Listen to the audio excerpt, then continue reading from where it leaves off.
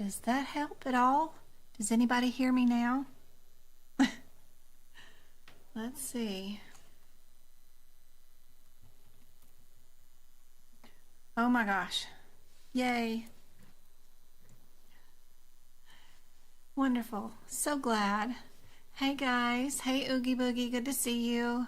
Hey Danny, Virginia, Rhonda, Nisha, Micah, Amanda, Patrice, Mabel.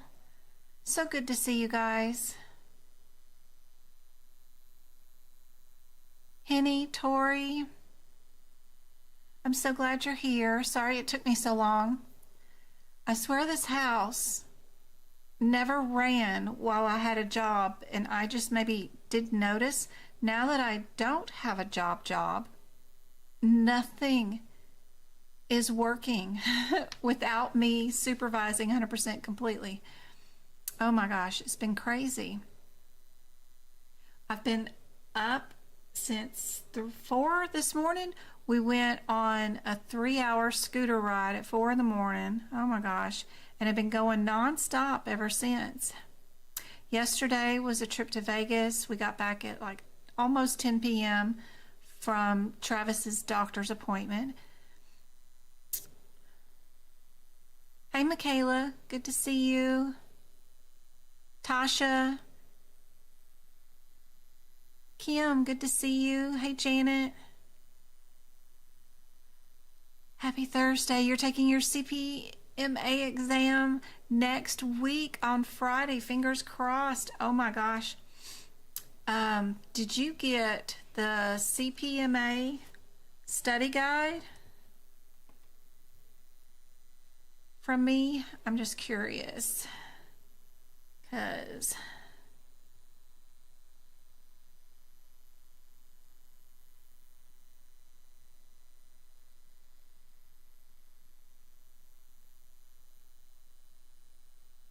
that's Tori. Tori. You hear an echo. Okay, hold on. Does that help with the echo? Does that sound a lot better?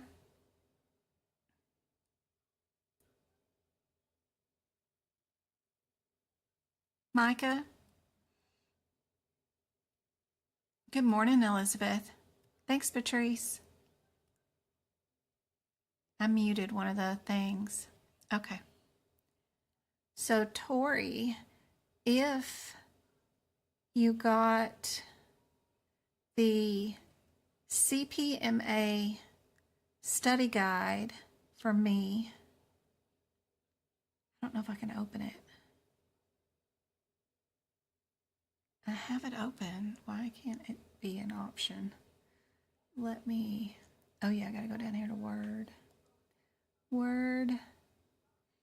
CPMA. So if you got the study guide, you have a lot of lines with blue words highlighted, which the blue word was the one word difference that you looked for in the answers to pick that answer was going to be correct. Like they asked me twice about recurring account numbers to capture all charges, for diagnosis to support medical necessity. When you see the words medical necessity, it was always about physical therapy, because you've got to do the how frequent, the duration, and if they've shown any improvement. So anytime you see medical necessity, look for the answer that has physical therapy in it. It's always the answer. The business office is always located in the patient financial services. They asked about that rubber stamp. One time it was it cannot be used was not the answer. And then the other time it said that you could use a rubber stamp if the physician had a disability, like they couldn't sign their own name, but they were still a physician, then they could use this rubber stamp. So it was on there twice with 2 different answers. If they say anything about CAH, you know it's you're looking for the answer that has CMS website on it. 24 hours per day always means an emergency room department that is the A type. Those kind of things is what's they ask about all the time. And goodness, if I put it in red, then it was super important. Stark law, look for the answer that says no intent. Stark law. And anti-kickback law requires proof of intention. So if you got my CPMA study guide, this wasn't to teach you anything like what the laws are and what it all is covered. It's meant to teach you from the exam point of view how you pick out the answers. Abuse is unnecessary cost. Fraud is non-physician provider as intent. Something on vacation. Fraud would be misrepresentation of the facts. Fraud is also unbundling. It's just a way for you to write this information in your CPT book or something like that, that the MUE table means maximum number of CPTs, HIPICs, and then you could find the answer really quickly if you needed anything. Super helpful, I think. If you wanted from the exam how to pass, these are the exact things that were on my exam. I made sure I took it twice, and this is what they covered. And I did the second attempt in 2 hours by just having these things written down in the book. So anyway, I hope that is super helpful, and I hope you're able to pass next Thursday for sure. Let me see if I can't get this to be a little bit smaller. There's y'all's first question for tonight. What do you guys think is the answer? Does anybody have any questions for me while y'all are running around? You're very welcome, Tori. Hey, Blondie, good to see you. I'm struggling, but hanging in there. CPT book is my biggest thing right now, and I'm not getting it. What do you want to get? You got a whole lifetime to learn the CPT book. Don't stress. Of course, the entire test I can't understand. That's okay. You got a lifetime to understand it. But what are you struggling about with the book? The point of the certification exam is to pass the certification exam. Everything else you're going to learn at your new job. And it's all going to be different no matter where you go. So you're going to have to learn everything all over again. So don't stress about that. At least you've got the certification. So only learn what you need to pass your exam. Keep those brains working and fresh for more stuff to be added to it later. The questions with multiple choice for the answers are really hard for me. I don't understand why.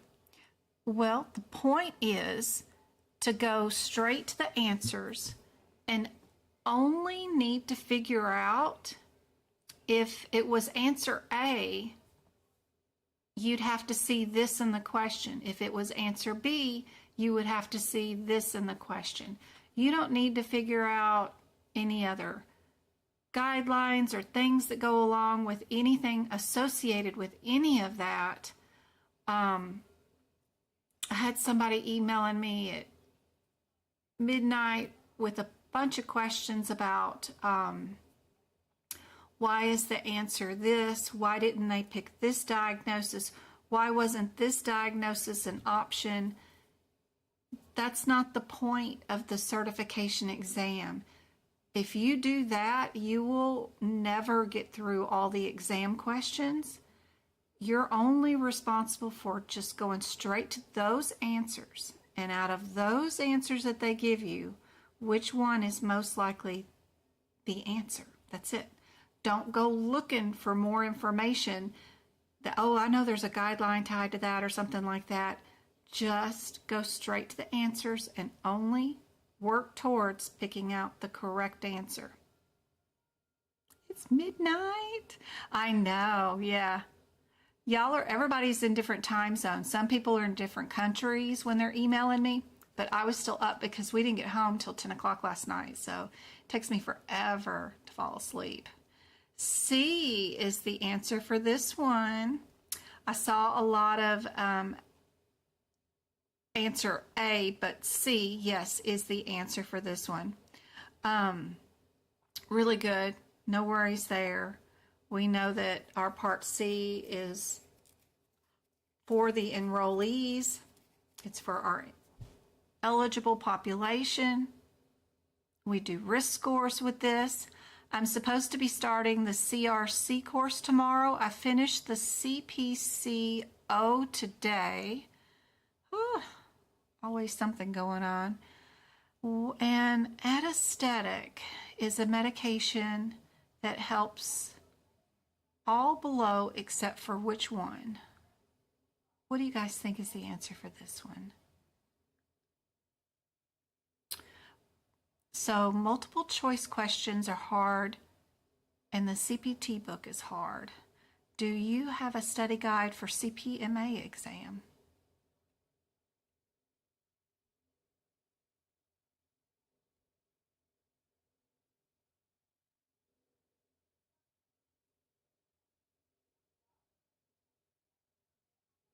CPCO is not a outpatient. Let me show you. Let's see where are we at? Go. Let's see. Do I have it?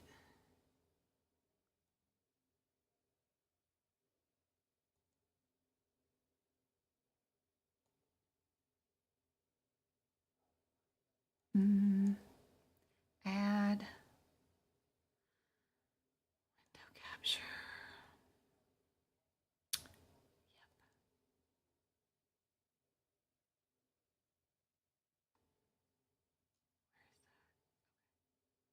Do y'all see that? Do you see that nightmare of a thing? I can't tell what you guys are seeing. Can you see my blackboard? Where's chat?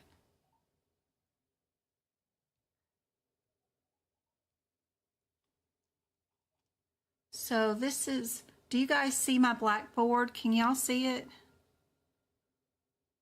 Did I put that up on the screen for you guys to see? Okay, good. Perfect. So this is my blackboard. I got a lot of courses. I've been taking a lot of them, but CPCO is right here in the center. It's the one I've got lighted up. It is the compliance officer training. So it is more about all the rules and regulations. So if we go to, you can see like chapter 12's last exam questions here. It's more about President Roosevelt signed Social Security into law what year, you know? A person studying for CPCO would review compliance guidelines for which type of entities, that kind of stuff. Yeah. So that's what it's all about. What is the most significant state program of healthcare? What publications of HHS and CMS and OIG publish regulations? It's called the Federal Registrar. Just a bunch of boring stuff. Nobody really takes this certification. And they do hire compliance officers.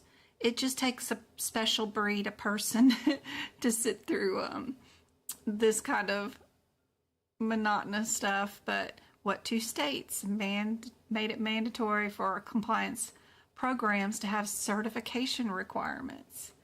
You got to know that. New York and Arkansas, of all places. Yep. So It's just compliance. Compliance. So I finally finished that one today. I've got a ton more. I'm hoping to start the CRC tomorrow. COC's done. So is, I haven't started the AI one yet. CIC I finished, and a ton of other ones. Hopefully y'all watched the video today of where you could find and get access to all these courses, like the 10 benefits of the daily routines, 18 simple and effective ways to reduce stress at work. These are all courses that you can take on AAPC's website, so be sure and look for those. 9 easy ways to be smarter every day. So I haven't started these. I just signed up for them today, but I will. But that is in the new YouTube video that I just put out there. Let's see about you guys' answer for this one. D is correct. Good job. General anesthesia equals complete loss of consciousness, injections, blocking, or patient remains conscious.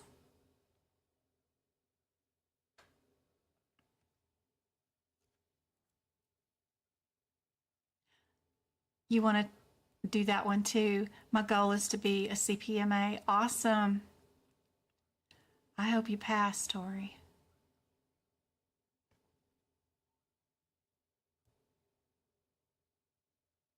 I have no idea if the exam is fill in the blank. Somebody said that they had a round table or whatever that is on Facebook about it, and that the exams were fill in the blank. But I went to YouTube this weekend and I looked through all of Alex's round tables videos, and the last one I watched was the one that just announced that they moved the exam, the practice exam questions, to the actual exam site where you will be taking your exam, so that you guys get to be familiar with the site and all that stuff.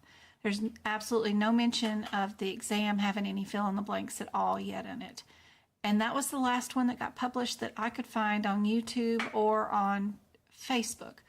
I know there's some coming up this week, another one, but I've been so busy I haven't looked at all.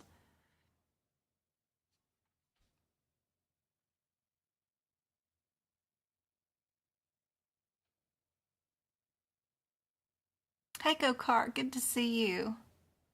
Hey, Kay, good to see you.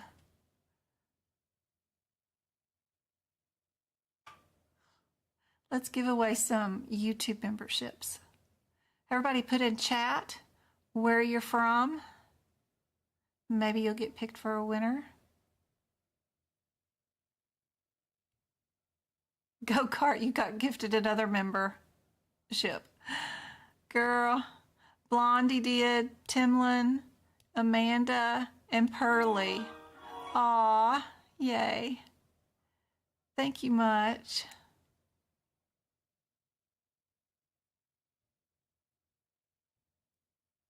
Indianapolis. Temecula. If anybody is going to be in, keep putting your state in chat. I'm giving away 5 more in just a minute. Anybody's going to be in Tucson this month, or in Minneapolis, Minnesota, or along the route between Arizona and Minnesota, I'll be traveling in a couple of weeks, and we'll be able to meet some of you guys in your city. I've got a medical coding by Jen swag, like the mouse pad and cups and bookmarks and stickers and pocket prep swag. They sent me a box of stuff that I'll be giving out along the route too when I see you guys. So hopefully I'll be near you guys and can see you. That will be fun. Can't wait. Let's give out 5 more. Because we didn't go live part of this week, so I feel like we're behind. Ashley, Julie, Leanne, Jessica, and T. Awesome, guys.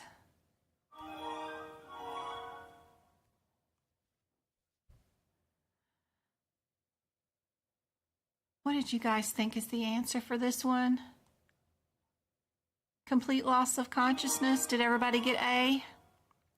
Don't forget about your place of service codes up in the front of the book, the very first page of your CPT book.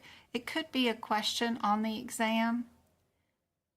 And I think they liked the nursing homes. What does palliative care mean? Palliative therapy mean? What do you guys think? If I missed your question, please let me know. Ask again. Temecula, awesome. Do I have a study guide? She did ask me, somebody did ask me that. I keep trying to write one. Mesquite. I wonder where that is. I'm in Fort Mojave, Arizona. I don't know if Mesquite's near me. I keep trying to write one for CPMA. And I did have one at one point, but AAPC asked me to no longer share it. It was just too good. So since they reached out and asked me to stop, I had not made another one for CPMA. So it's a good question. I haven't thought about it since then.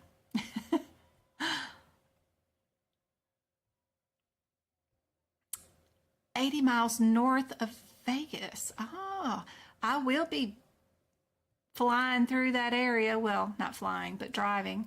I wonder if I'll be coming through your way. Texas, but you live in Michigan right now. Oh, gosh. Everybody says D. Excellent. Good job. Which of the following best describes this diagnosis? Is it inflammatory, contagious, chronic, or an allergic reaction? You're welcome, Go-Kart. You're going to be taking your exam in July, right? Coming up.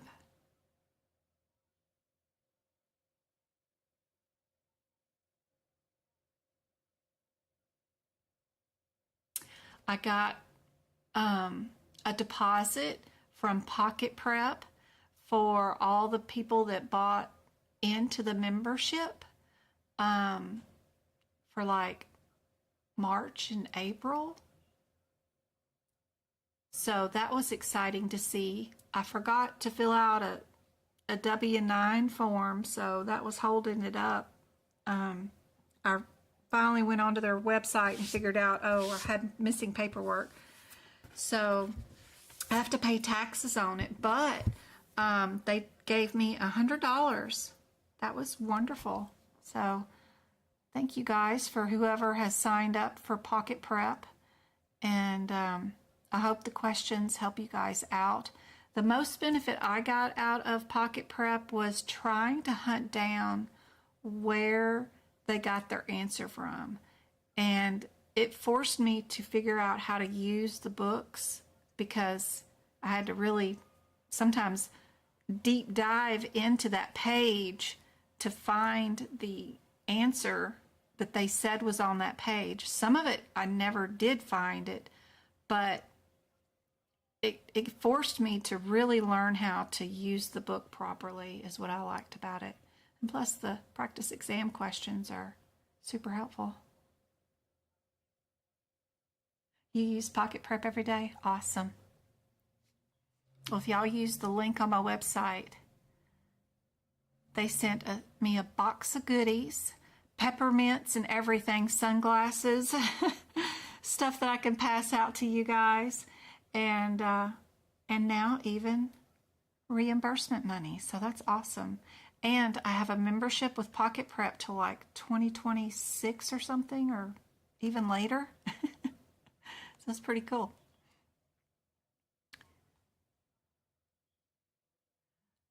C, did anybody get C? Chronic condition, everybody was A's and D's.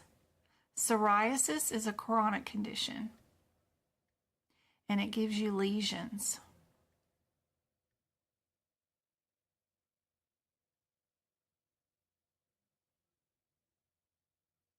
What about this diagnosis?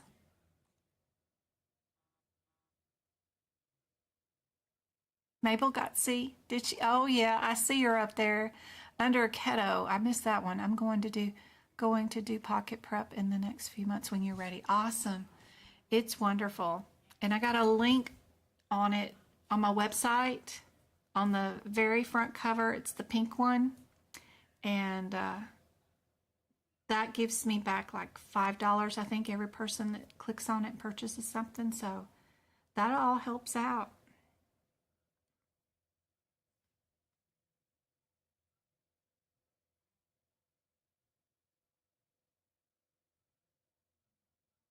Thanks, Keto. That's awesome.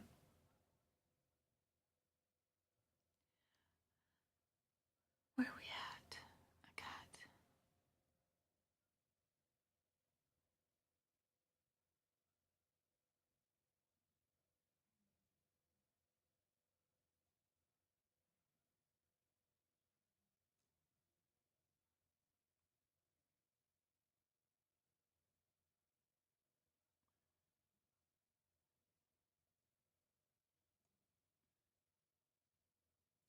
I wanted to show you guys this too because that's the Pocket Prep link, the big pink one right there. But I started a new one right there, the blue that I'm flashing. And it's also the blue and orange one down there for the Mint Mobile. That's kind of cool. And I haven't done it yet, but I'm fixing to switch. I use Verizon cell phone service. And as soon as I pay off my cell phone bill, you know, the cell phones themselves, I want to switch to Mint. I've heard really great things about them. And their most expensive plan with unlimited everything, even international calling and stuff, is $45 per line. Right now, I have 2 lines just for me and my IT director, my oldest kid, and it's $100 per line for unlimited everything and 5G. And we also have the cell phone payments for the, you know, phones that we always seem to upgrade to. So I'm excited to try these. They'll give you $15 a month for the first 3 months, unlimited everything, like the $45 plan. And I think it's that actor, what's his name? I don't know, but he's trying, Ryan, somebody, to lower, you know, prices for everybody. But if I switch to Mint, it's going to save me $220 a month just in cell phone fees for 2 lines. That's a lot of money, so I can't wait. So I have that link on there too, but just because I want to make sure that everybody else knows about it too, because they use the same towers as Verizon and AT&T and all those other people. So I hear nothing but good things from that company. Does anybody already use Mint? Let me know if you guys think it's great. I haven't tried it yet, so I'm going to. They only accept 2% of people that ask to be one of their approved link people. So I got the link and was approved to be one of their affiliates, and I feel really grateful about it. It's really cool because they sent me a congratulations email, and it said that I could call them at any time. They don't have a sales team, but they have reps to help people, but they don't sell you anything.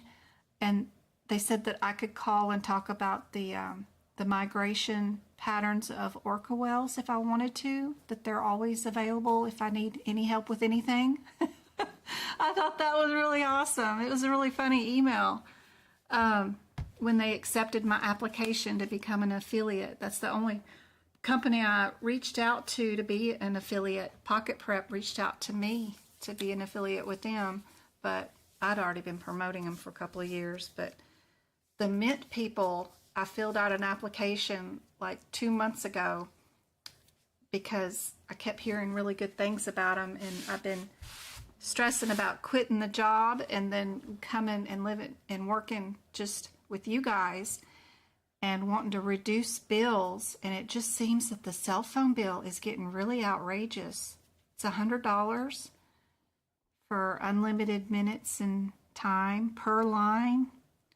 It's crazy. And then all the taxes and fees and stuff. Y'all have only heard about it? I have to check into Mint. Yeah. Is that Ryan Reynolds? There you go. I was trying to say it was Goslin or something. Great phone tip. I'll check it out. Yeah. But you have Mint. Is it good? Keto says it. She loves it. Or she says. That's awesome. They seriously, when I filled out the application, I was so nervous because I'm not a social media like mega person, you know. I am very unorganized and not professional in the least little bit. And I was like, there's no way. I don't even have, 100,000 followers. I only have, 15,000 or something on TikTok and stuff. But they approved me. And they have a 98% rejection rate. Like, oh my gosh. Oh, thanks, Blondie. What did you guys think is the answer for this one? I got C's and B's. I was looking at their website, and their billing is super straightforward too. It's like, okay, this is exactly what it's going to cost. This is what your federal fees are going to be. This is what FCC fees are going to be. This will actually be the total no matter what. Here you go. And then they don't try to sell you anything else like Disney Plus and NASCAR and cell phone protection plans and all that other mess. Microsoft or whatever, more file space. I don't know. I get suckered into all that stuff to buy. Hey, Emily, how's it going? We got C's and A's. This one is A. It is the neuromuscular junction. Ooh, I gotta erase my marks. How did I get that on there?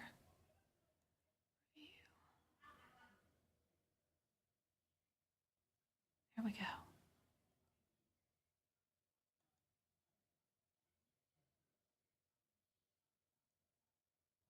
There we go. What is the great toe called?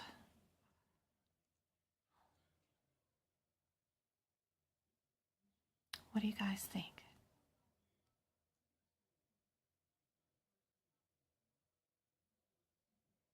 Verizon is too expensive.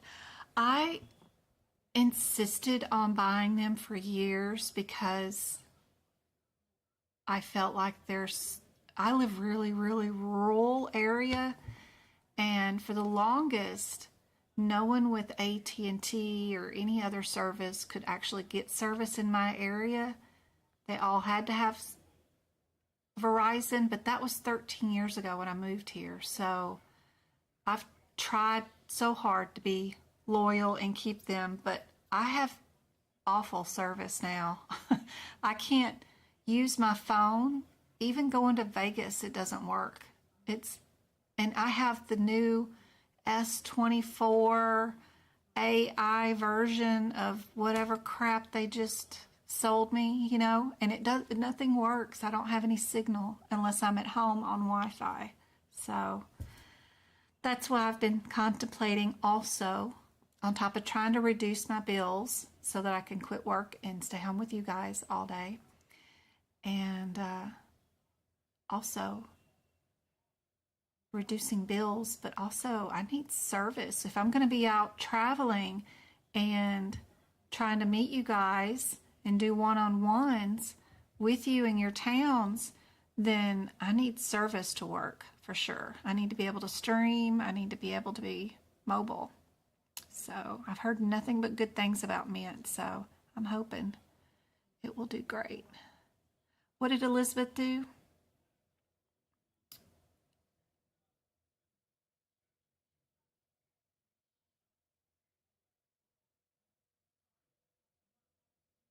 She's getting all correct answers. That's awesome. Everybody get B? Good job. How many lobes make up the right lung? Oh, I wanted to show y'all. I waited till I got y'all here to show you what I bought. And this is kind of cool. And I wonder if I could update it and turn it into a 2025 version or 2024 version and get it published, because this is kind of cool. But it was $80 to buy today, and it's a shame because it is out of date. So don't go buying this. Whatever I'm fixing to show you, don't buy it. But let me show you how cool this is. Video capture. I was in a live, oh gosh.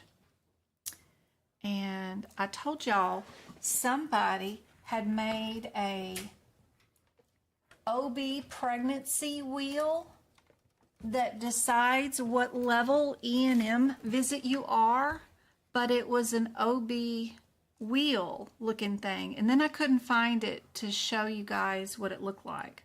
So I went back through my history and found the site, and I ordered it and purchased it. And it just got here, and I didn't open it because I wanted to show you guys what it is. Has anybody ever seen one of these? I'll make this bigger. Anybody ever seen an E&M tool that's like an OB/GYN wheel? That's what it reminds me of. No, me neither. I thought that was fantastic, but you ought to see the nightmare this might have taken to create. To create this is, I would have an error on it. There's just no way I could do this and make this 100% correct. I'd have to have multiple versions out there to do this, but this is really cool. If you have 3 out of 3 components, meaning your patient's new, you can switch it there. Or if you have a 2 out of 3 patient and you know they're a 2, you could switch that too. Here you've got whether counseling was added, the nature of the presenting illness, if it was minimal, self-limited, moderate. Oh my gosh, if you just had a diagnosis or time, they have all the times listed.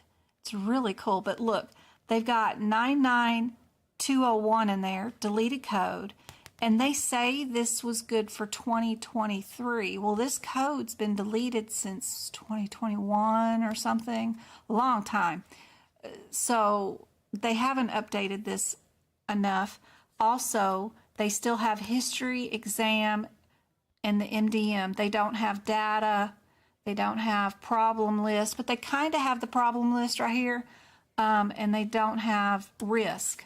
So this part would all have to change because we don't do it with problem-focused, enhanced, detailed, comprehensive. We don't do any of that anymore.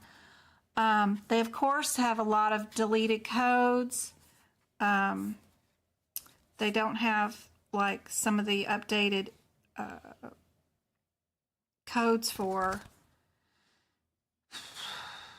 yeah, see, they've got a lot of deleted codes, but it's really cool and very cool concept. I would love to be able to make one of these for the current code set and who published this, find the publisher and get them to republish this and make this, because this could be really cool.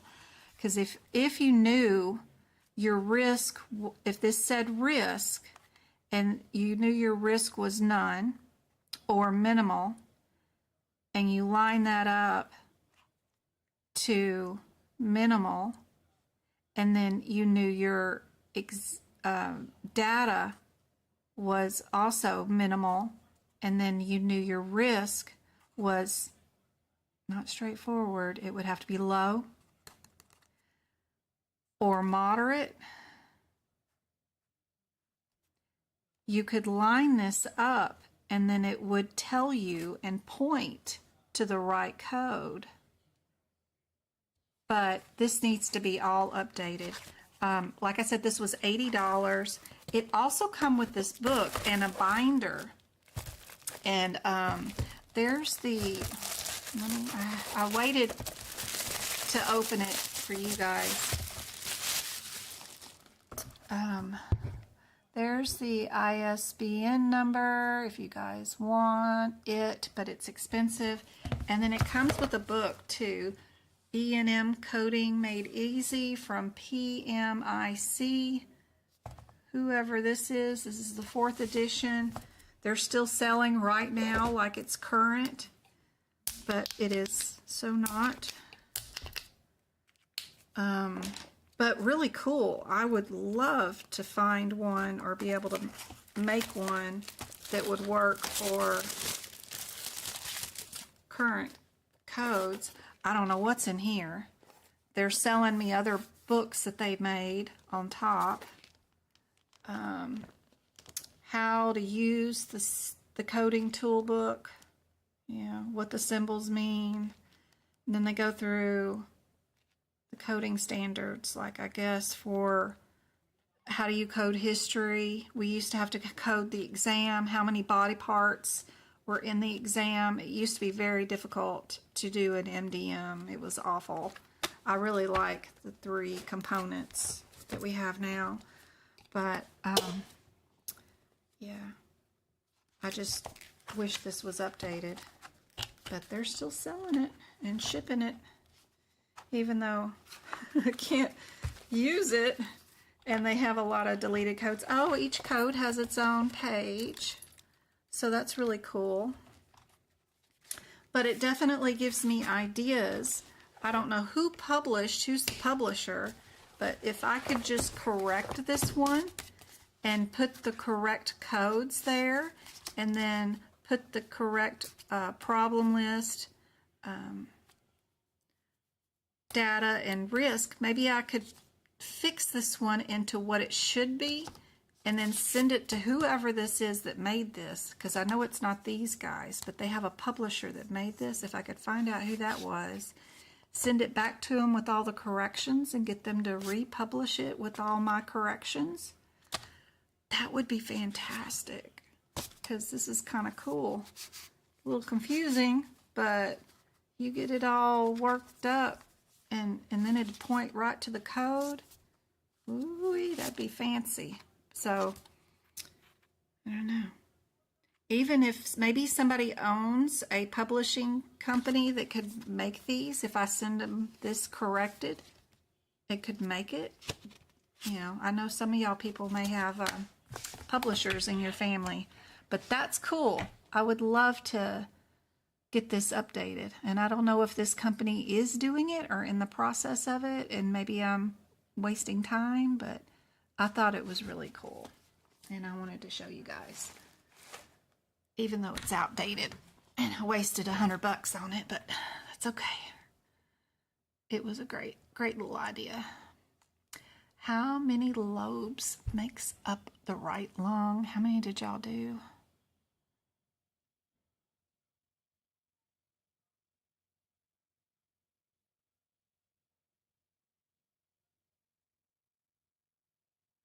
Yeah, no, there's no updated wheel. I know whoever invented it was a pure genius. I never would have thought to make a OB wheel for E&M.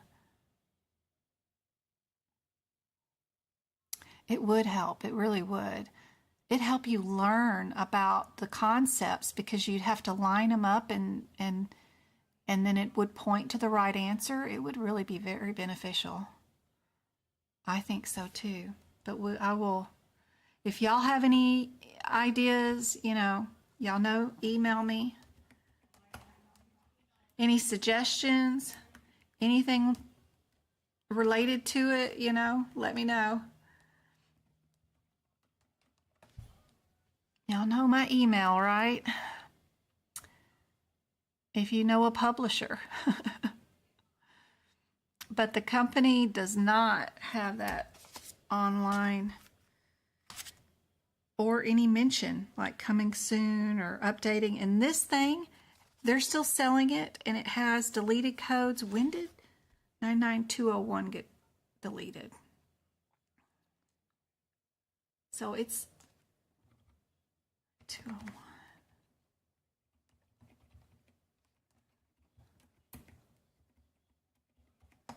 That code got deleted in 2021. So yeah, 3 years ago. And they're still selling this one. Like there's no suggestion. And they've had 3 years to update it. So it makes me think that they're not updating it, or there was never enough interest in the original one to have ever made them consider updating it, because maybe they didn't have enough advertising. People didn't know what it was. And so they never sold what they even published initially. So now there's no interest in updating it. But heck, I'll try to find a way to update it. I don't know if I can, if I'm smart enough for that. But I would love to try. I'd love to try to update it.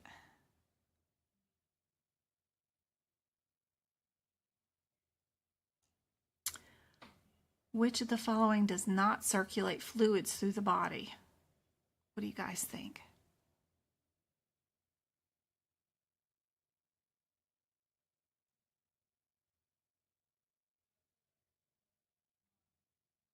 Yeah, I know. Yep. Yep.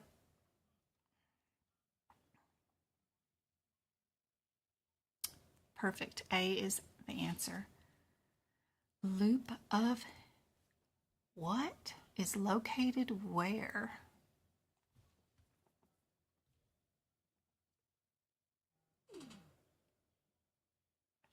Exam to go and exam edge all sell practice exam questions for CPC and CCS and CCA, but they all have deleted codes, deleted concepts, all those Amazon books.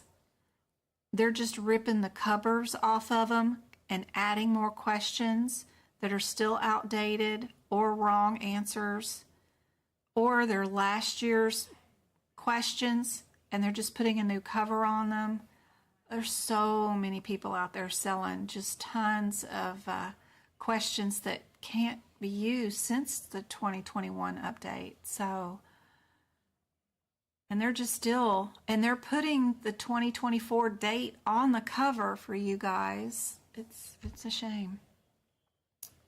That's why one of my big projects this year was to make my own practice questions, put them on my site, keep them super cheap for you guys so that y'all can have a good place, super cheap to go to, with Pocket Prep and my site, and you'll be good for the exam. Yeah. With updated cool codes. It'd be perfect. Tumors of gland. Tumor of a gland is called a what?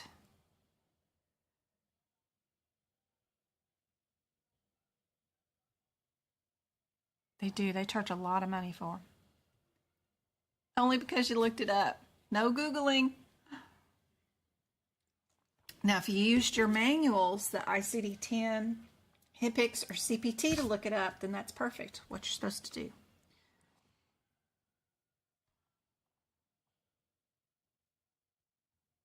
Perfect. What about this one? Xanth.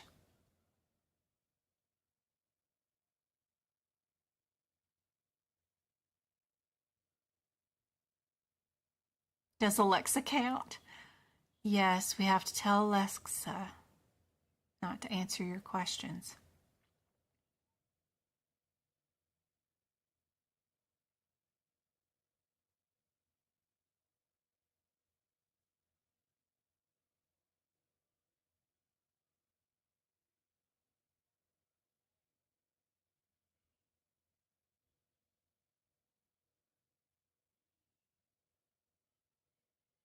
Yellow.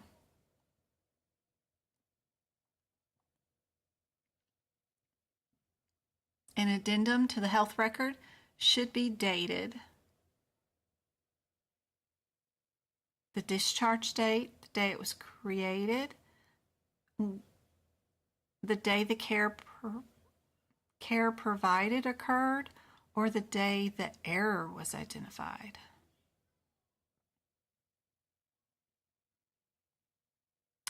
C. Perfect. Process in which the healthcare organization addresses the provider documentation issues that are conflicting, ambiguous, and incomplete is called what? CCS people will know this one.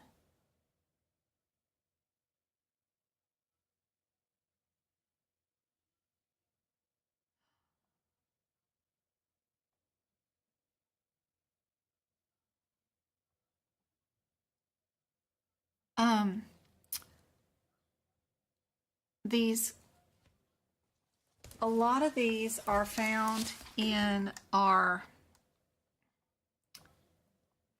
AAPC version of the HitPix book because it has bonus material in it, like coding guidelines, our general policies and procedures for correct data, chart collecting, coding policies.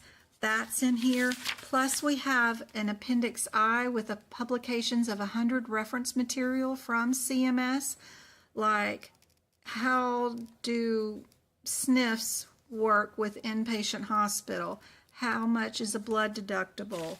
This just is a nightmare of stuff about TMJ to outcome assessments, standards of conduct, what a qualified person is, what does it mean when you have eligibility coverage issues or something.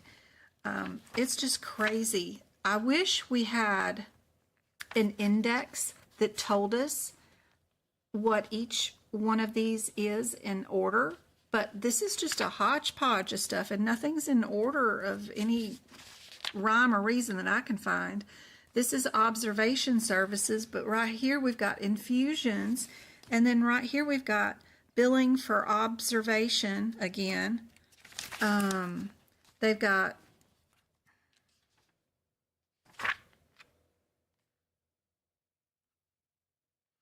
mental health treatment limitations,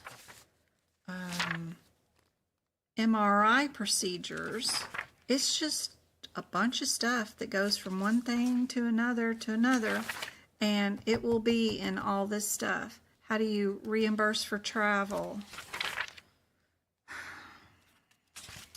They just have a lot of stuff back here, and this is where I have the biggest trouble, is finding some of the answers in that back part. I would love to get this indexed. Maybe one of my projects for Twinkle this year is to go through this book and write me, what do you call that?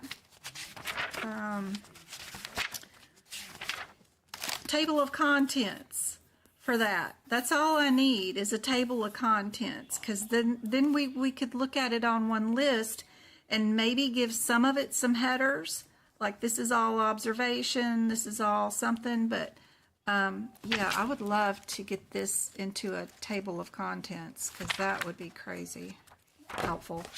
But yeah, we find a lot of that in only the AAPC version.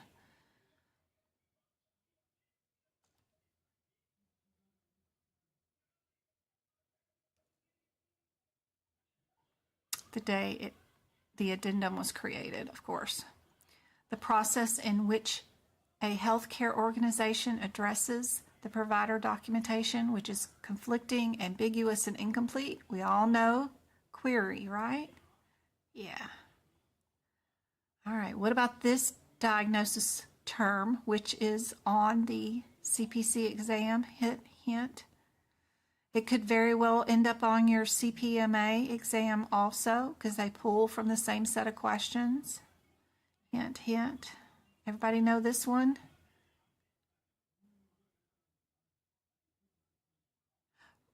Right? Go-kart, it's really a nightmare back there.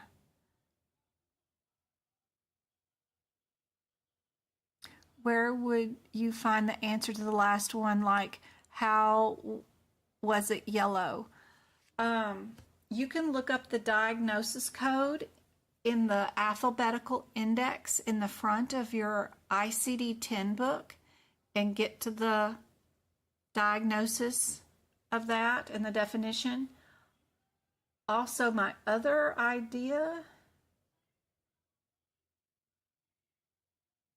might be in the HitPix, looking up that in its alphabetical index and seeing if it is listed as a medication in here. Maybe. They might even have a picture of it or something.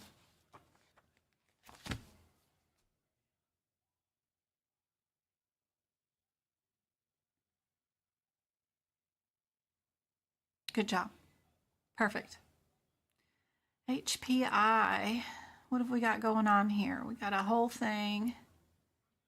Family history, objective, wellness. What did I put down here? Ah.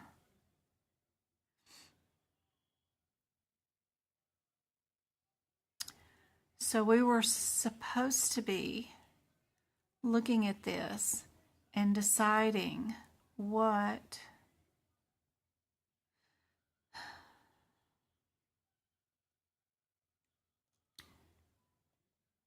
that our number of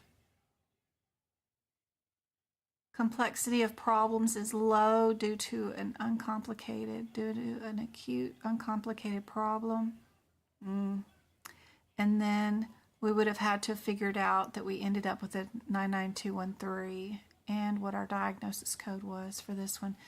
This is a case that I did probably in a prior live and just have no way to do it again for you guys. But it is pretty cool for you guys to look at, screenshot, and then come back to it later, because you'll have the whole case, and then you can look to see what I wrote was the answers there in your own time.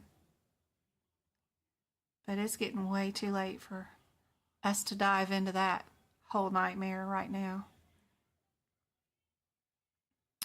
But we can do the individual ones. The echocardiogram routine, 12 leads, exactly was on my exam. Which code would we be?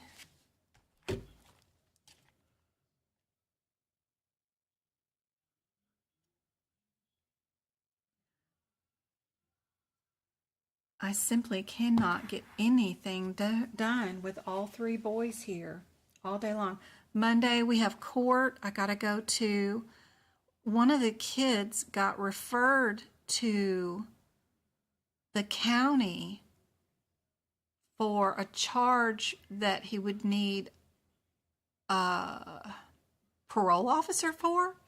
I don't know what the heck's going on, but it wasn't even him. So anyway, and the only way, you can't just say yes or no, since the police officer never even talked to the kids or seen them or interviewed them. I think they just, I don't know what they did. But anyway, we have to go meet the parole officer Monday and deny the charges, set a trial date, and bring that police officer to court and question him to see what the heck's going on. I know what happened, but it has nothing to do with my children, and they weren't anywhere near any of that. So it's just crazy. I think names got swapped or something, and since officer doesn't know who any of the kids really are, just picked a name and thought that was the one, and he's not the one. So we got to go meet my children's parole officer Monday. That sounds terrifyingly awful, but there's no reason for that. So just a waste of time. If it's not one thing, it's another thing. It's crazy. So got to do that Monday. So there won't be a live on Monday, but we'll be back on Tuesday and the rest of the week, I think. Yes. And then the week after,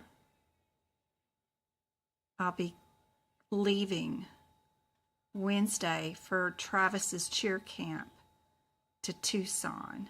So, and then when I get back, we're leaving for Minnesota. So there is not many lives at all left for the rest of this month. I'm going to do lives every day until we leave on the 19th. But they're going to have to be different time zones. Like for Monday, should be able to, actually. I mean, we meet the parole officer at 1:30, but depending on my brain, it may not work. We may just have to do pocket prep. Who knows?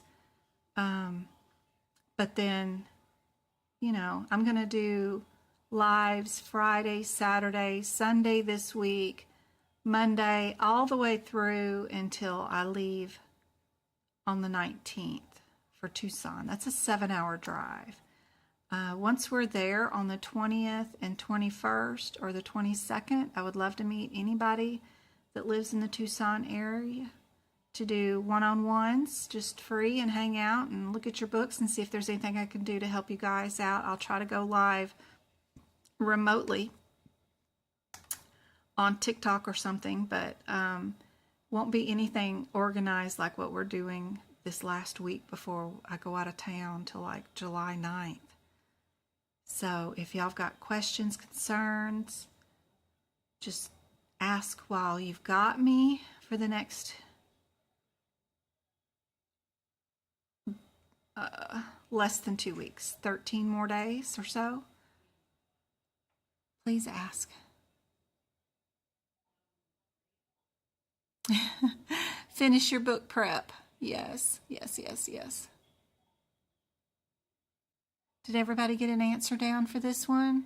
B, of course. What about this one? Venipuncture. Was on somebody's exam recently, by the way. But of course they didn't call it a venipuncture. They called it anything else but that on the exam.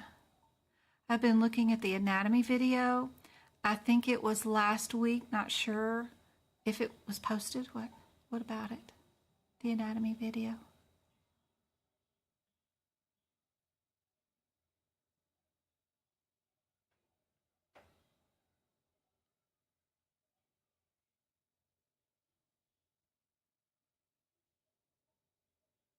Did you get upgraded?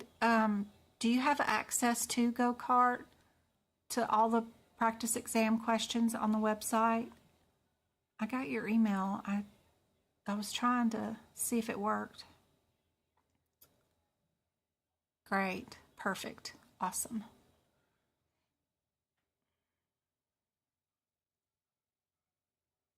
Everybody got B on this one. Perfect. Lab performed on site. It's a pro time. If you didn't have to send the blood out to a lab and you did it on site, what would your answer be?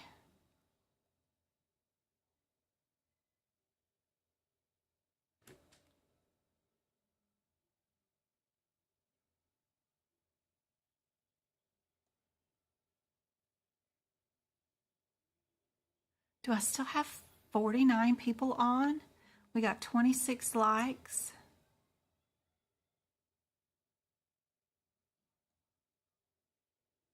You're welcome. I'm just dealing with drama.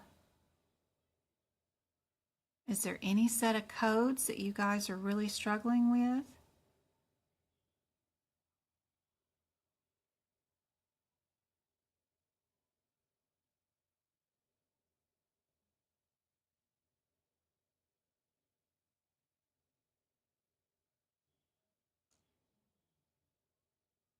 A is right. Perfect. Electrolyte panel.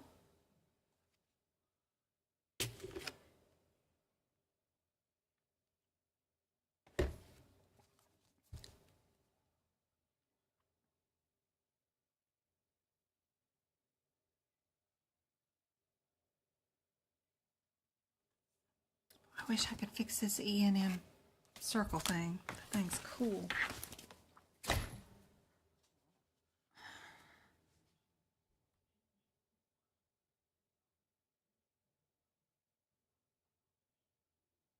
So if this is your exam question, thinking about things like, would I bill 4 codes, 2 codes, 1 code, or nothing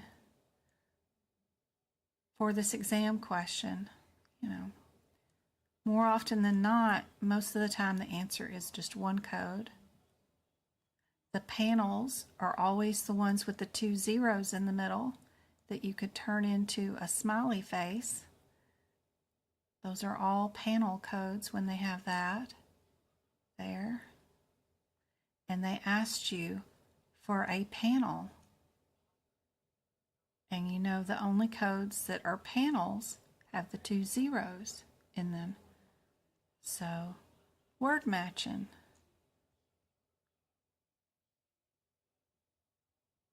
That's it. Had nothing. That was it. That was it. Let's see. I was going over, somebody emailed me questions about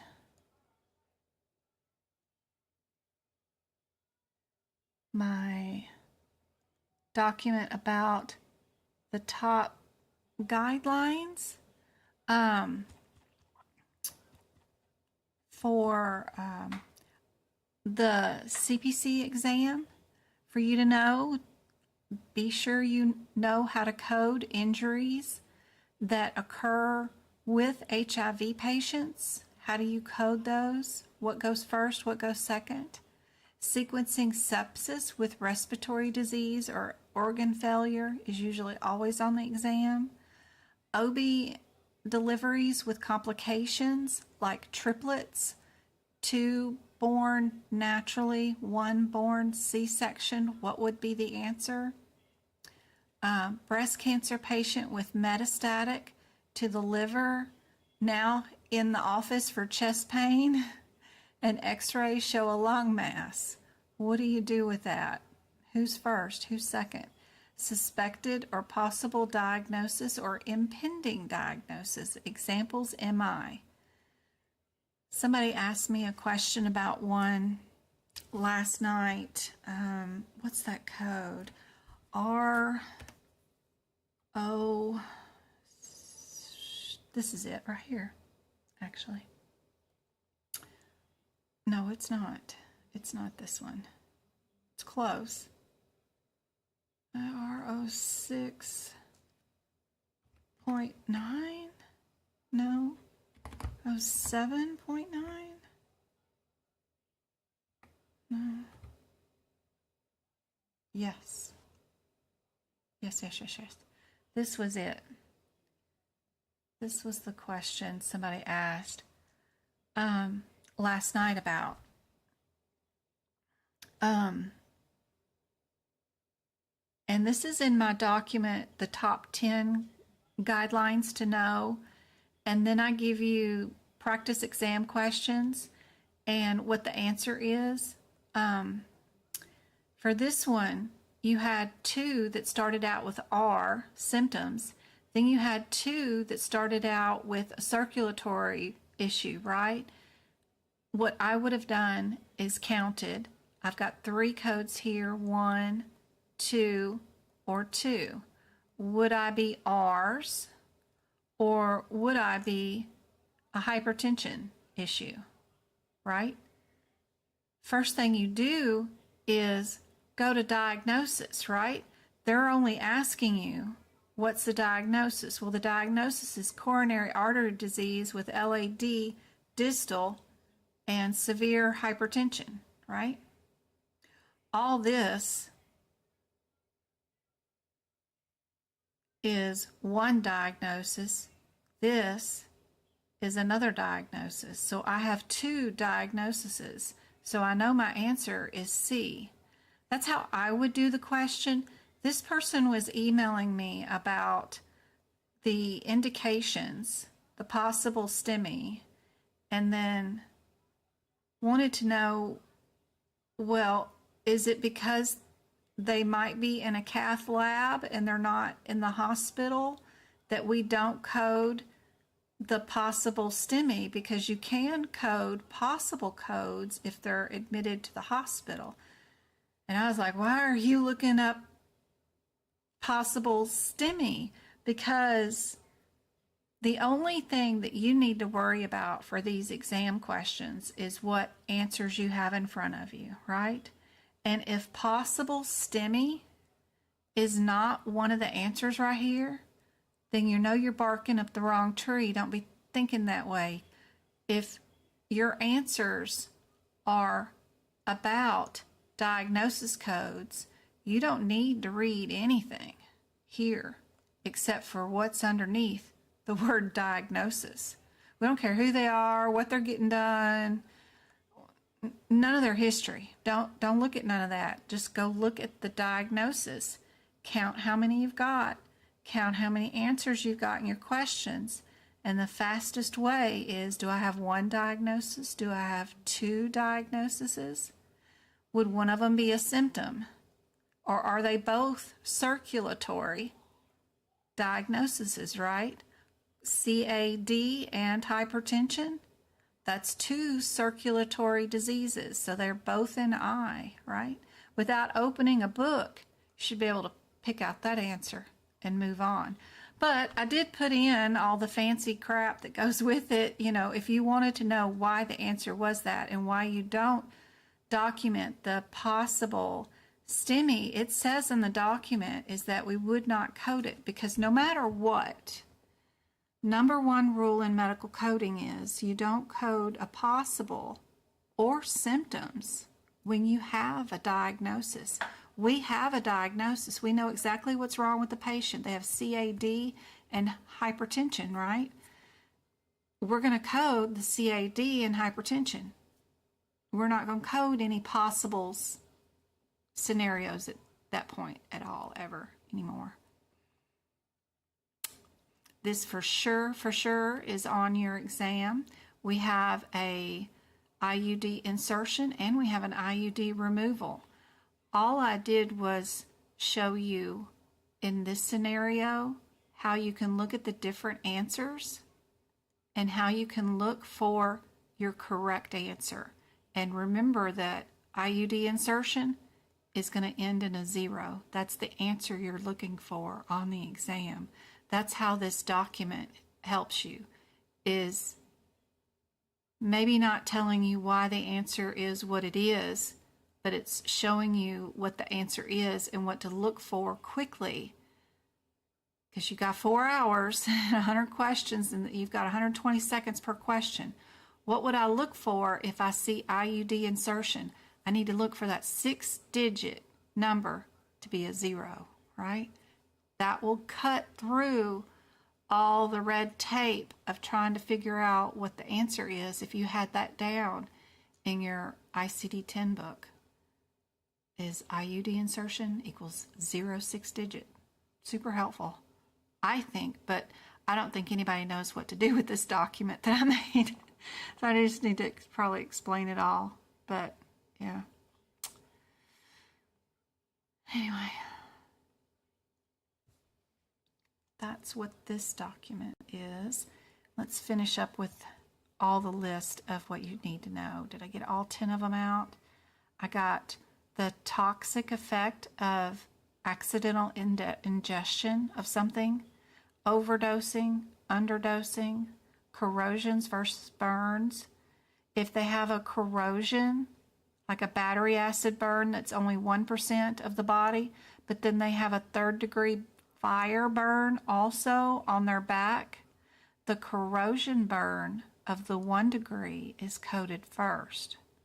Then the 3rd-degree burn of the fire burn is coded second, just because there's a difference between that guideline in corrosions and burns. Does everybody know that? Do you have those guidelines written down somewhere? Hydration, anemia, chemotherapy, all that sequencing. If they come in and they're getting chemotherapy treatment, but they're also anemic because of it, but they're also dehydrated, which diagnosis goes first? Does it the dehydration? Does the cancer? Does the anemia? Do you know which one would be first? Do you have enough examples down? Because they'll throw something like that at you on the exam. Abuse versus dependence, and headaches versus migraines. Those are all my top things that they like to ask on the exam. And then I show you some examples of how to quickly discern the differences between the answers, and then quickly look up, like all C's are under the malignant header, that would be A and B, and then D is under the header of benign neoplasm. So the first thing you would do is look through your question to see if you're under malignancy or benign, and then that would help you get to the right answer instead of going all the way down to the 6th digit of every single answer, because that will slow you down. Just do the first digit of all of them and eliminate 2 right away. Then you can continue on. So that's what that document's about. But does that spark anything for you guys to ask questions about? Is there anything that seems helpful? Everybody struggling with lab and path? You know, the last 4 or 5 people that passed the CPC exam with my notes and stuff have made a 100 on lab and path, which is shocking. I didn't even make that much on lab and path. You missed the first half. There wasn't much going on. Cardiac catheterization and cardiac pooling, struggling with leveling, struggling on lab and path. The lab and path, I found a new trick for that section. Where's my books? Where's my books? That I just started telling you guys about. And I think it will help out a whole bunch.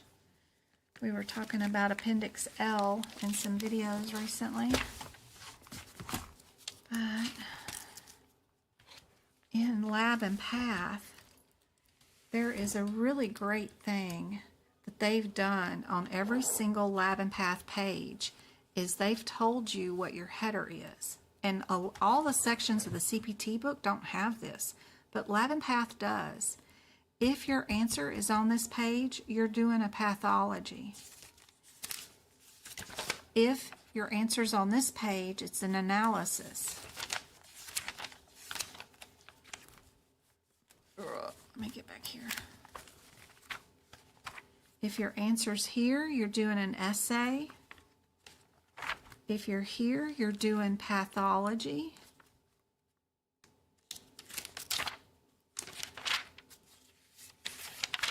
Oh, got lots of pap smears and stuff.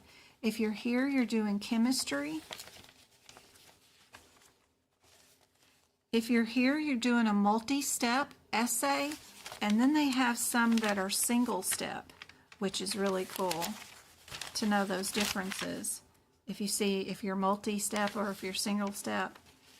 If you're doing blood or coagulation stuff, you're here. So if you're doing immunology, you're going to be on this page. So clear the top header of your lab and path page with your answers. So if answer A is here, immunology, Answer B is here under chemistry. Answer C is an essay. And then answer D is a pathology. You can quickly look through the exam and tell whether you're doing a swab, a microscope looking at a level of a medication or something in a body, or an antibody in a body, right? That will quickly tell you what the right answer is. I love that we have that up at the top. So that's my best advice for lab and path, is to have those, and remember to go look at those and clear those first. This is all transfusion medicine. It's great. I love all the little headers up there.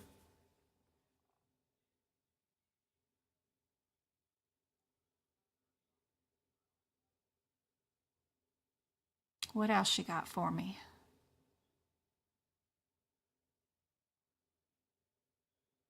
Do I go to your shop for lab and path notes? Yeah, let's see. Where's my...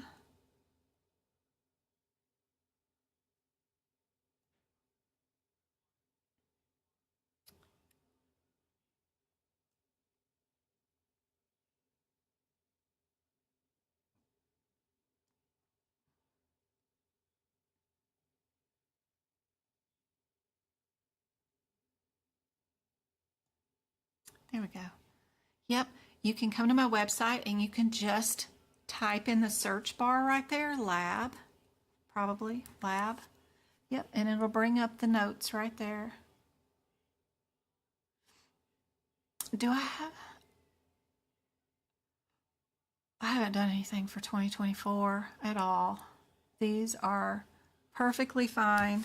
What book have I got out for you right now? This is the 2022. Yeah, let me get out the 2023 set of notes. Those are most excellent notes. Those were 2022 we were looking at a minute ago. These are going to be the 2023 that we have. And I'm sure they're great. Everybody's been making 100s. It's just great. Those one-word differences is what you need. Super helpful to have. And then I go through the codes and tell you what kind of drugs are going on inside them. So if you don't know what kind of medication that is, like amitriptyline or whatever, I type it out for you so you know that if your patient's having a seizure and it's in between this answer and any of these, you'll know which one it's going to be, in case it's not clear in the descriptor. Super helpful. And then, you know, when you're not supposed to times them, and then the answers have ×2, ×3 for codes that they're ordering multiple tests for, and you think you're going to have to type times these and you're not supposed to, you'll know to pick the answer that does not times them. So it's such a good set of notes. Yes, it'll be really worth it. But you can do this too.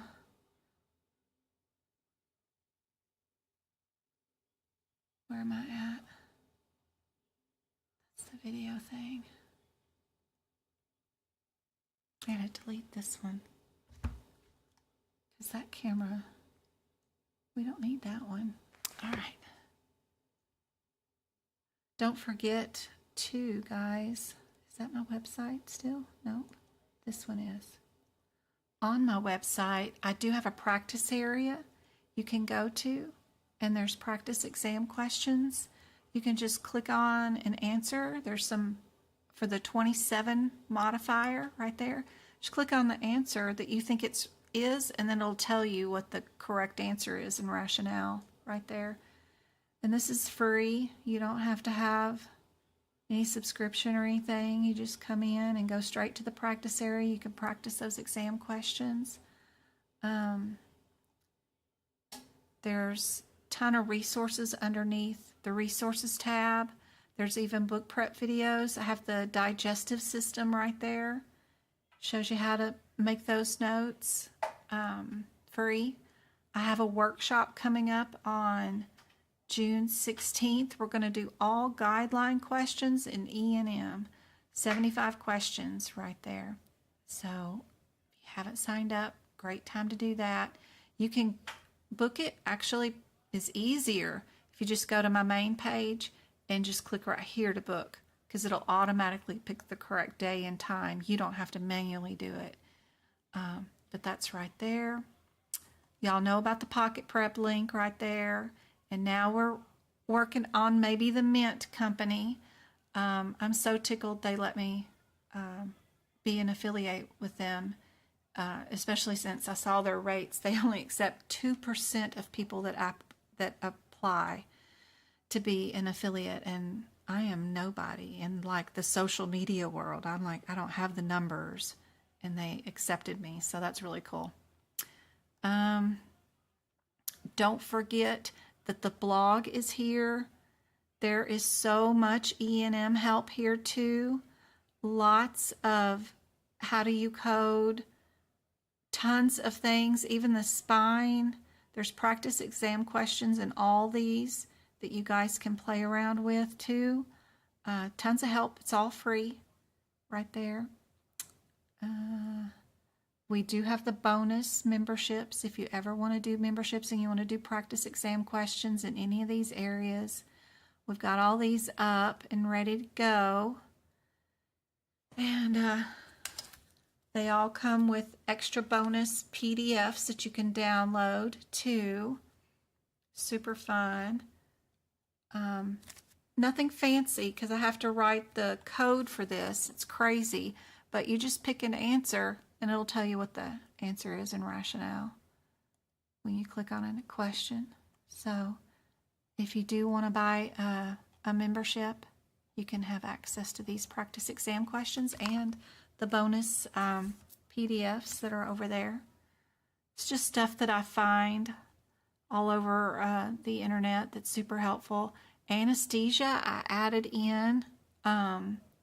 There's an Excel sheet right here that will do the anesthesia calculations for you. If you put in the code and whatever else, I don't know how to use it. It's an Excel sheet. I found it on the internet and I added it right there. You can just click on it and it'll instantly download. It's pretty cool. And then there's a full list of every anesthesia code with how many units per procedure has in it. So whatever I find, I give it to you guys. There's audit sheets and stuff. So it's pretty cool. I make it, you know, if y'all gonna spend money on me, it's got to be worth your time and money for whatever I put into this. So hopefully you guys can use this on your cell phone and on your desktop computers so that hopefully it's super helpful and easy for you. And if you notice any questions are wrong or not answered correctly, be sure and let me know. You know, I'm only human, but or if anything's not working right, let me know. But I made it all myself, so I'm sure there's error somewhere.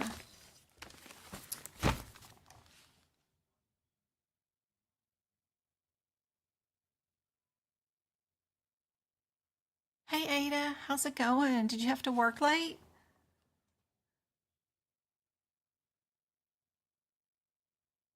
Please help with heart catheterization, with cardiac catheterization, yes. Is there a best to take the test to see?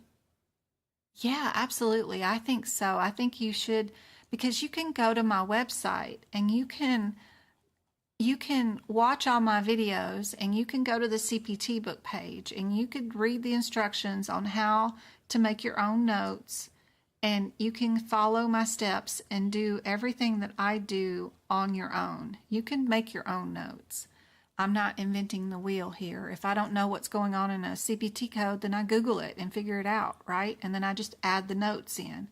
I've got the instructions right here on how to make your notes. You guys can do it too. Now, if y'all are running low on time and you just want to copy and write it down, then great. But I do recommend you take the exam all by yourself after you make your own notes. See if you can pass without spending any money on me. Absolutely. Watch all my videos. You can go to the social media tab. I've got tons and tons of YouTube videos and stuff on all that. Even underneath my resource tab, I got some book prep videos. And try to pass without me. That'd be great. But if you don't pass and you just bomb like 3 sections, cardio, nervous system, and something else, then great. My notes are there if you need them. Plus, I have practice now questions in those areas. I'm trying to add more too as the days go on. And now that I'm retired, super helpful. Hopefully, I'll be able to make more time as soon as we get done with all of our little trips here. I'm going to finish that course, but I'm starting CRC course for you guys, and I know there's quite a few that wanted to do it with me. So we've got that on the table too. But yeah, my notes are great. They are super handy dandy, but I do hope that nobody has to spend any extra money. It's bad enough. Y'all have got certification exams to pay for, memberships, books to buy. It's just a nightmare what y'all have to spend just to get to the exam. But I've got tons of these photos that you guys can look at too, which are my favorite videos or photos for the CPC exam, and you can add the notes to your book from the free gallery too. So I've got CPT codes noted here. I've done the rest of the Appendix L, so if you do buy the cardiovascular notes from 2023, you get the updated versions of all those for 2024, of course. But they're there to help you. Absolutely. And then there's a free practice area and our free flash quiz and our free PowerPoint slides. These are interactive. You guys get to, if you download them in PowerPoint and hit the play mode, it'll actually be interactive for you. And then you can learn all about the heart and memorize where things go. So it's pretty cool. That's all free.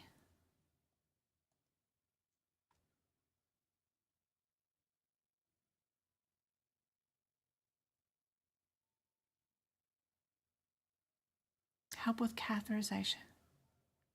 Oh, Ada, what do you mean you took your CPC exam and you failed?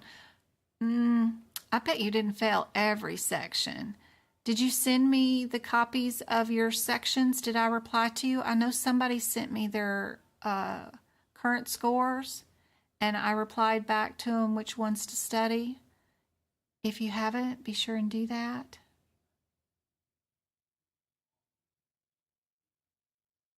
Mint, you just reached out to them? Oh, I hope they're wonderful. Did you use my link on my website, Blondie? Because I'm so excited they let me be an affiliate. They really do not let a lot of people be affiliates. They deny 98% of people.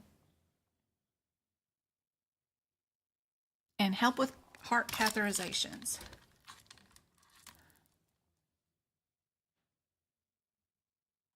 Send me the copy of the breakdown of your scores, what you made in all 17 sections, and I'll let you know how quickly I think you could be ready for the second attempt and what you should study between now and then.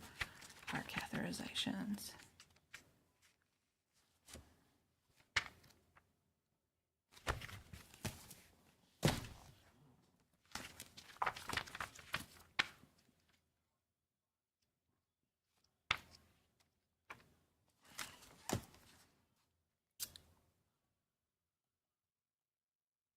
I wonder if she's still here about the heart catheterizations. Who was asking about that?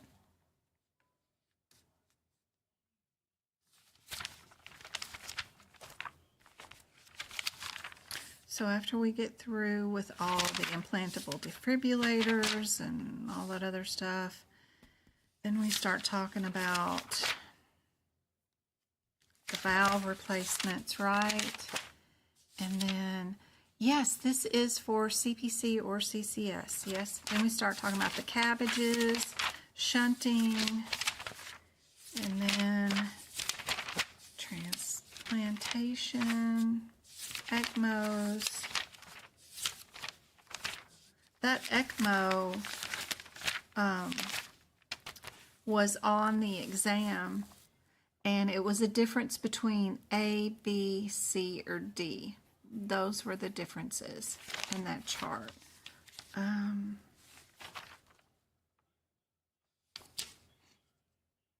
66% is awesome. That's a great score.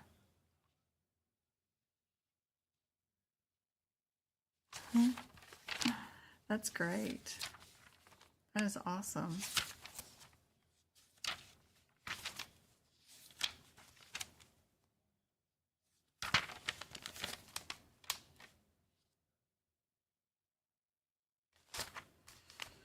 All right, catheterizations. The first thing you got to know is, are you selective or non-selective?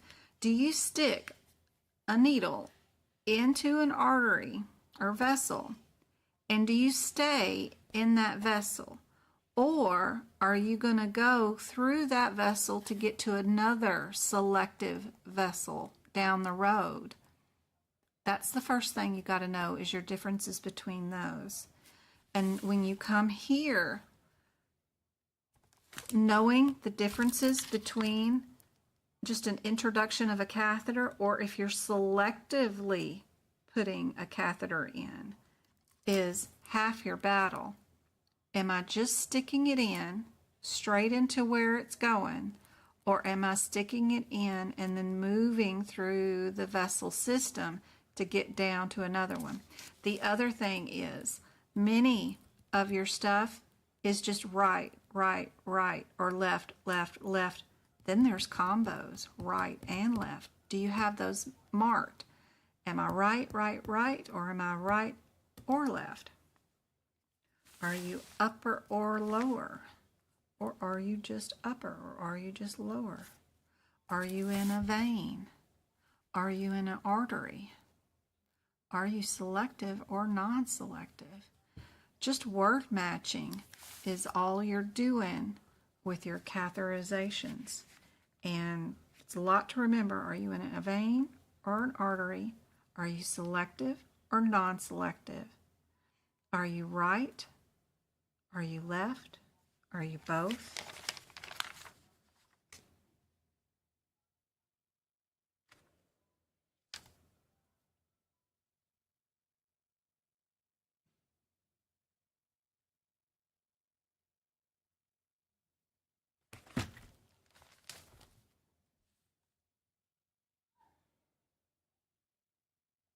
Thank you, Blondie.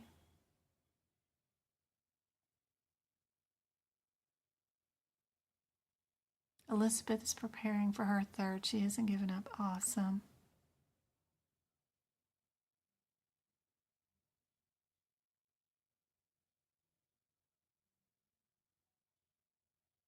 Be sure and email me your results. I'll let you know.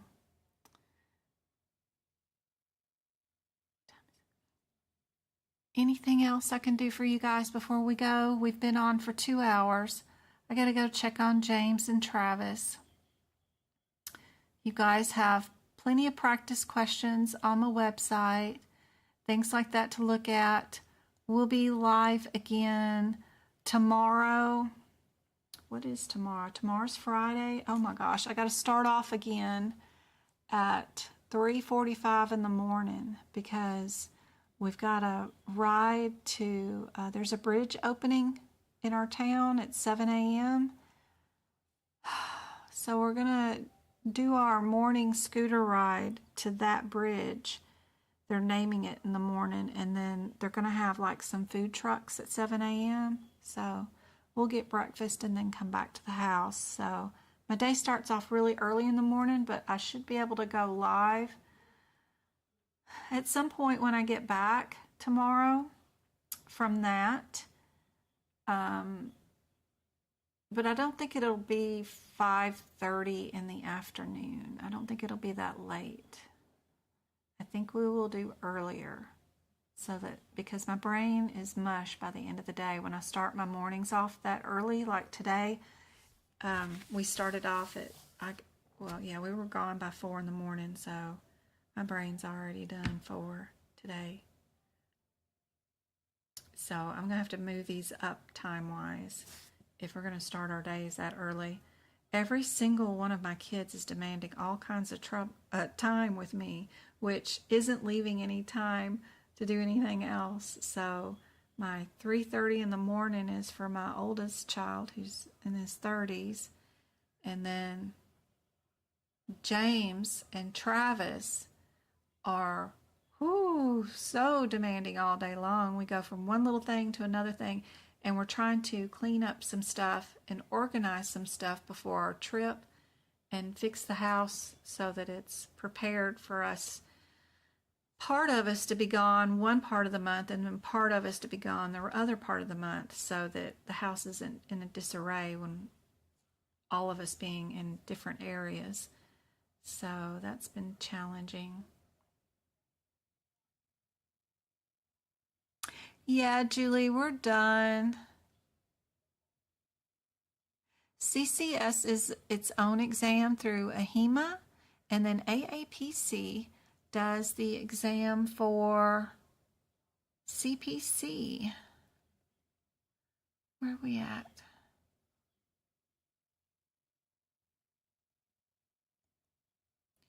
So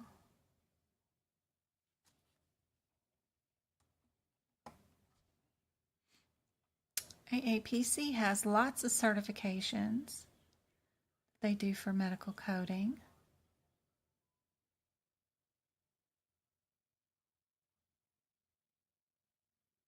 Those are just a few of them.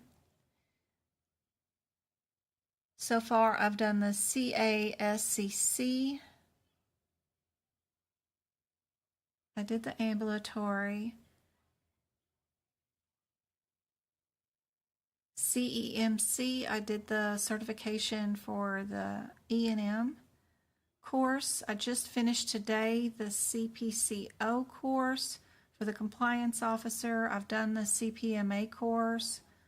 I'm hoping to start the CRC course tomorrow. I've done the COC course. I've done the CIC course, the CPB course, the CPC course. And we've still got a few more to go through, obviously.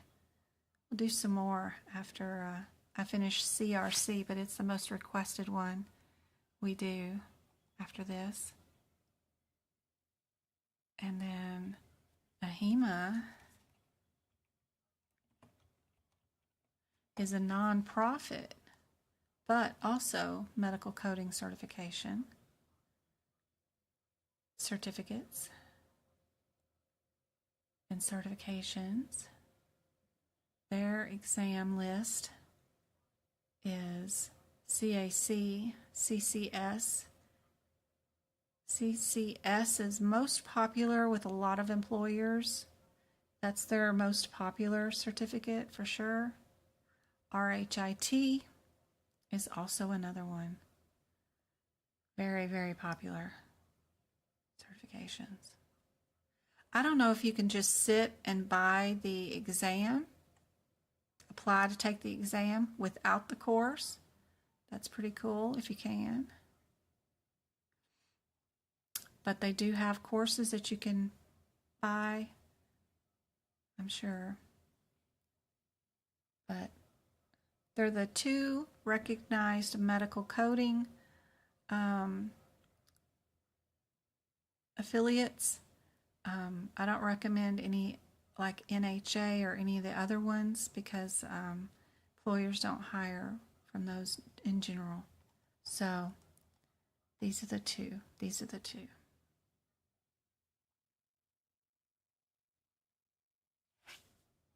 Julie.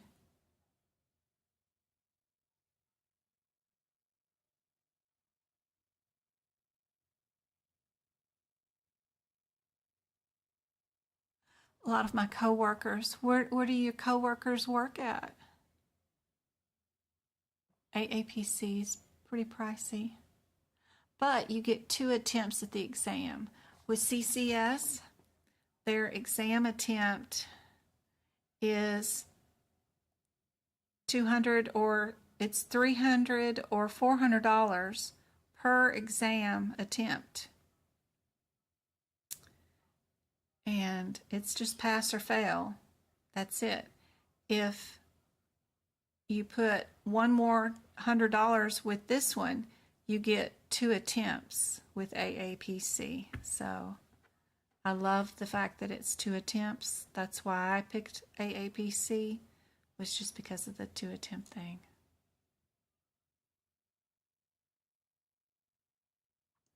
I took my CPC exam right away so that I could just study from that exam point of view.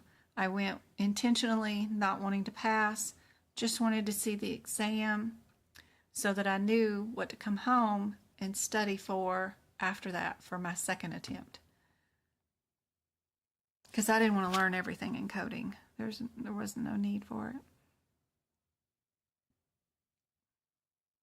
With CPC, though, you can do much more than just medical coding or billing. You can be, an auditor. You could be a HEDIS abstractor. You can work for an IT company and be a quality assurance person who checks to make sure that everything that's in their EHR system matches the CPT code and the descriptor, and that it's attaching to the right modifiers correctly. You can work for CMS. You can work for AAPC. There's just many places that you can take a CPC or a CCS that are in different directions than just coding and billing, for sure. You're welcome, Timlin.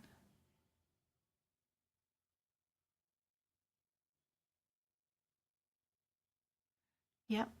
And there is, if you do go to my website at medicalcodingbyjen.com, don't forget to go to the FAQ section right there underneath the resources tab, because there is my free resources list, which is the 3rd one down, and there is a grant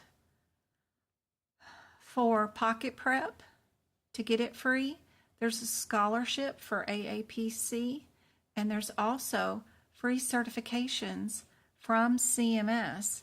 So you could even click on this link and go straight here to CMS and take a certification course on ICD-10 right there, and you could be certified free of charge through CMS on diagnosis codes, and you can add that to your resume.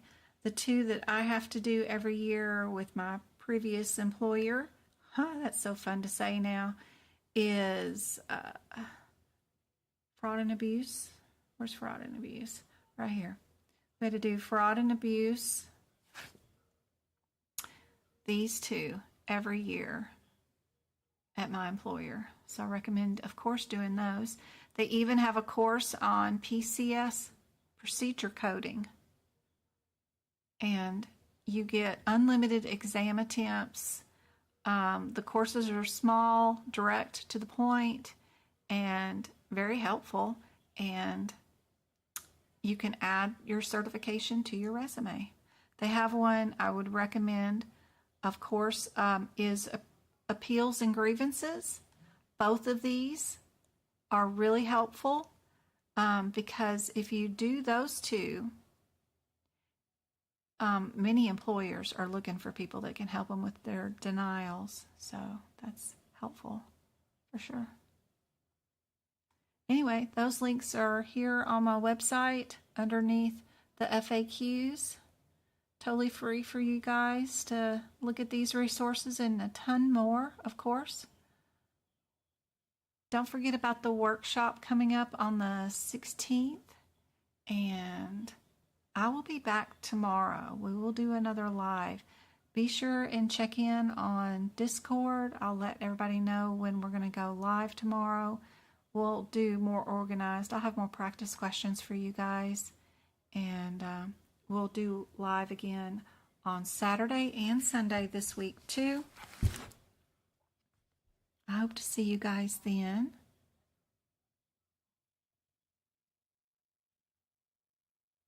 That's awesome. Pocket Prep is great. They're here on my website. It's the big pink link right here. It says join Pocket Prep for 750 practice exam questions. If you click that link and you go to medical, you can click AAPC CPC right at the top, but this is also good for CCS. They have 750 practice exam questions that are just for the CPC exam with a pass guarantee for you. They give you really good rates, just awesome. For 750 practice exam questions, $13 a month. It's awesome. I can show you what the questions look like. Let me switch this to...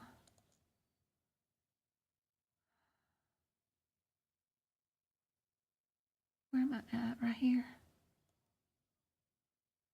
Right here.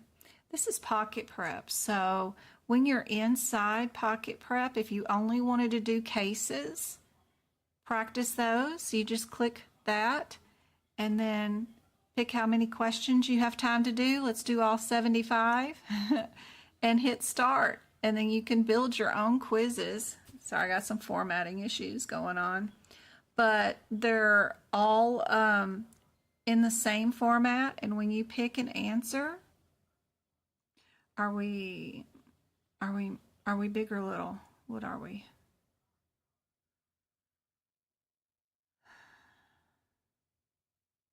Gangrene, necrotic,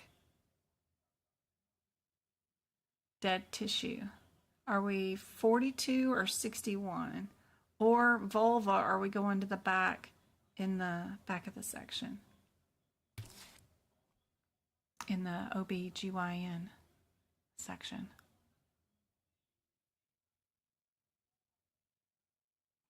Whatever you do and you pick out an answer for this question,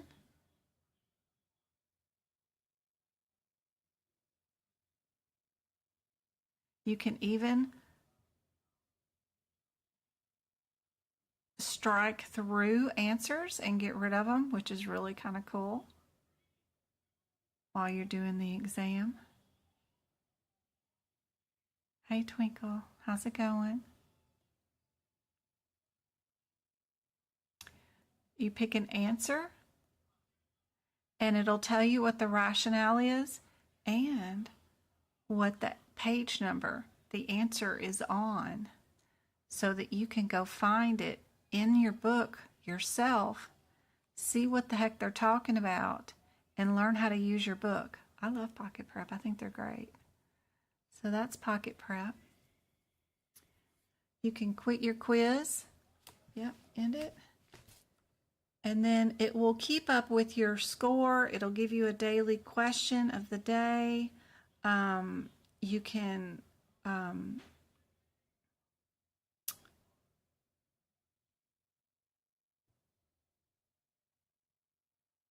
go to, you can pick just your weakest subjects. Like, I only want to do 13 questions on my weakest subject, and it'll build you an exam just for that, which is super cool. Love it. And then you can pick your answer and see your rationale. Don't forget to go to each incorrect answer and figure out why that is the incorrect answer too, and what in the book shows you that that is an incorrect answer. That will help you learn more about what's going on in these questions, for sure. Super helpful. They'll send you daily reminders to come back on. You can do these on your phone, and standing in the grocery store aisle, so it's great. So that link is on my website at medicalcodingbyjen.com. Super helpful.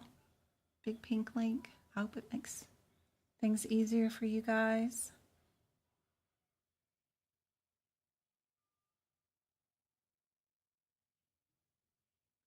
Yeah, Discord study group is fantastic. And you get more help, of course, with that. Just go to the social media tab here on my website and click this link that says join now right there, and that will toss you into our Discord study group. Be sure you've already got a Discord account, you've already signed up, you already have your little widget thing made up, and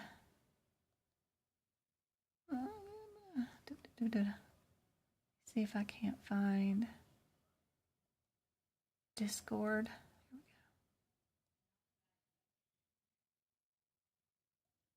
And let me get rid of that. Oh, don't want to get rid of that. I do want to get rid of that.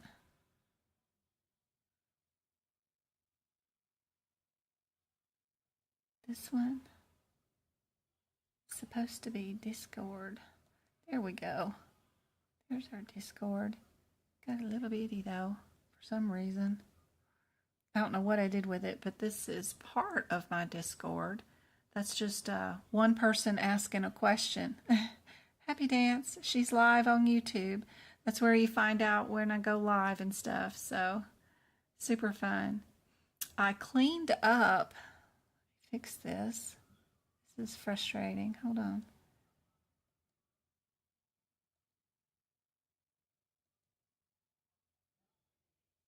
There we go.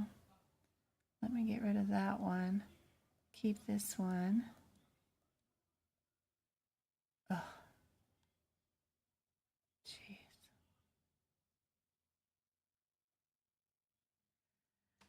I cleaned up the very first room, which is over here on the side where it says where to start. When you go in this room, there's absolutely nothing in it except for where do you start. It's the very best of all my videos of where to start. What books do I get? You know, how do I do any of this? Where do I put notes? How do I find notes to put in it? What do I do? This is everything. All the best of the best videos all in one location. And I got rid of all the other talk in it. If you go to the Discord tab, got rid of everything that was in here too. All you have is the one video that shows you how to work Discord, how to use it, and it's worth a watch. And then you can come down to what to expect on exam day.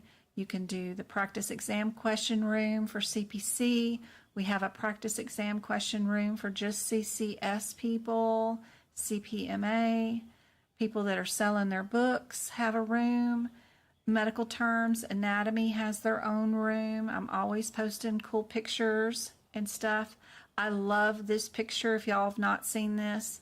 These are terms that mean that the surgery was simple, which is one CPT code.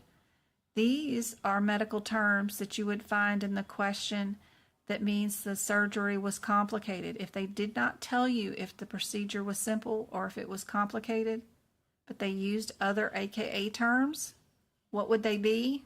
This is it. I love that. It's awesome. I love that picture. So there's just a ton of really cool free stuff in here that you guys can go back and look through. Tons of practice exam questions. Just tons and tons of stuff that's super helpful. If you're doing Practicode, we have a room for that. If you want to do what I did, which was HEDIS measures, those are here that show you what I did for a living. If you have pictures of your fur babies, that one looks like he's judging all of us. Dang you. But you can post them in here. But if you need a job, there's job resources and job assessments. I was posting stuff in here too this weekend. So yeah, lots of help. I hope you guys find each other in Discord. And once I get through with these summer trips, mid-July, I will be home with you guys full time. And then when the boys go back to school in August, we'll have even more time together. So all day, every day. So it'll be fun, I think. I hope. Go-Kart is in Discord daily. She is my Discord queen.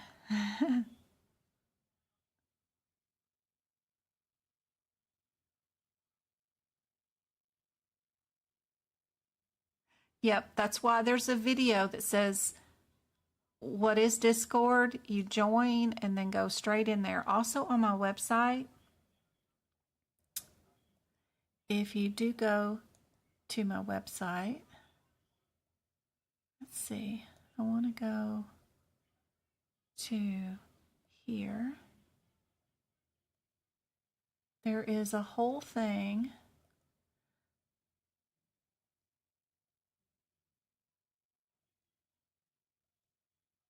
Whew. That's not helpful. Let's see. Let's go here. Right here. And you go to the resources tab, go to the FAQs. The first thing, it talks about Discord. What is Discord? And how to set up an account and where to go. It's all spelled out for you there. How to make your own username. There's no tracking involved or anything, not like Facebook groups or stuff like that. You're not going to get advertisements. No one's listening to you. I don't even get a copy of your email address. It's all incognito and super cool. So what is Discord? You can read all about it there, and then how to set up your account. I've got it all spelled out for you. And then you can just go to the link underneath the social media tab. It was made for gamers. Dudes were needing a place to store all their gamer nerd stuff so that they could share with each other. And that's all. If you ask your kids, they'll help you out about it. I use it to hold all my educational material because even my own website doesn't have the bandwidth for it, but Discord does. So there's 3 years worth of me answering questions in there and Go-Kart answering questions in there for at least 2. So it's awesome. Please check it out. It's there for you guys, and there's always somebody in there to help out. I hope this was helpful. I will be back tomorrow. I'll do my best to let you know when, what time. Love you guys. Very proud of you guys, and I hope this helped. And I'll see you tomorrow.